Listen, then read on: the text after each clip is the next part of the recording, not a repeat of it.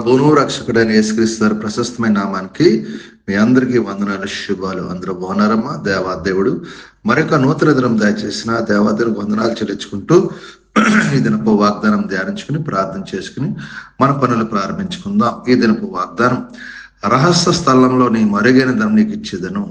యెషయా గ్రంథం 45 అధ్యాయం 3వ వచనంలో ఈ మాట. రహస్య స్థలం మరుగైన దాన్ని నాకు ఇస్తా అంటాడు దేవుడు. అంటే దేవుడు నీ కోసం రహస్యం దాస్తాడంట. అది నీకు ఇస్తాడు. ఎందుకు ఇస్తాడంట? పేరు పెట్టి నువ్వు పిలుచుకున్నావు.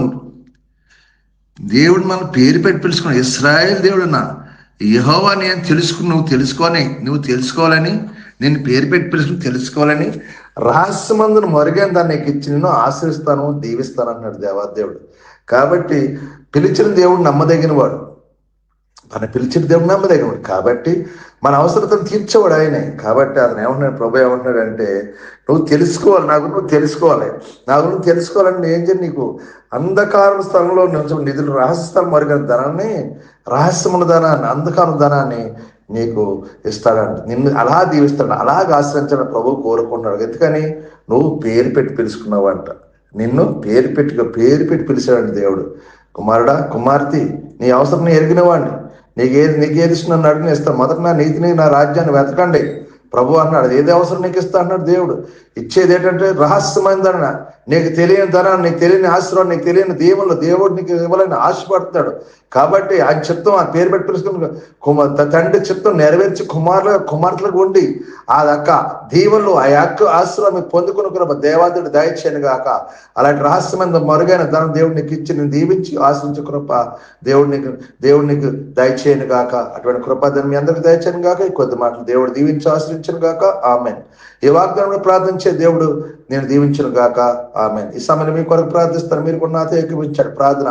సర్వాధికారి యేసు ప్రభువా, కృపగలవాడ, కనికరపు ఉండా, నీకు వందనాలు, స్తోత్రాలు. ఎవరికి లేని ధన్యత కృప మాకు దయచేసిన పరిశుద్ధాత్మ దేవా, నీకు వందనాలు.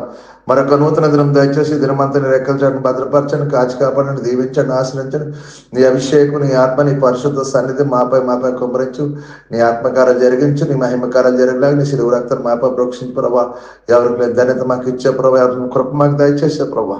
మాకు మంచి ఆలోచన, మంచి తలాంతులు నెట్టిదిగా సూచించాలి, కనపడి బయలుపరచండి. బలహీన గనులు ముట్టండి, స్వస్థపడం. హాస్పిటలైజేషన్ బట్టి ముట్టండి, స్వస్థపడి. కుటుంబ సంస్థ బాగా విడుదల దాచండి. అప్పులు బంధకాలు విడిపించండి. తాగుడు వ్యసనాలను దూరపరచండి. ప్రతి కీడుని మేలుగా మార్చండి ప్రభా. ఈ దినమంతా రెక్కల చాటును భద్రపరిచి కాచి కాబట్టి దీవించి ఆశ్రయం మీ కొరకు భద్రపరచండి. ఎవరికి నేను ధన్యత కొరకు బిడ్డకు దయచేసి కొరకు భద్రపరచమని, మీకే మహిమా ఘనత ప్రభావం పొందుకోమని యేసు పరిశుద్ధం అడుగుతున్నాను తండ్రి. ఆమేన్. వందనాలమ్మ, వందనాలు. దేవుడు మిమ్మల్ని దీవించును గాక. వందనాలు. ఆమేన్. ప్రభువు నామంలో ఈ వీడియో వీక్షించిన ప్రతి ఒక్కరికి జీసస్ స్వస్థత ప్రార్థనా మందిరం వారి ప్రత్యేక వందనాలు తెలియజేసుకుంటున్నాము. మరి ఇంకెన్నో సందేశాలు, వీడియోలు, సంఘ కార్యక్రమాలు మీకు అందుబాటులోకి రావడానికి పక్కనే ఉన్న సబ్స్క్రైబ్ బటన్ని ప్రెస్ చేసి బెల్ ఐకాన్ని కూడా ప్రెస్ చేయాల్సిందిగా కోరుకుంటున్నామండి.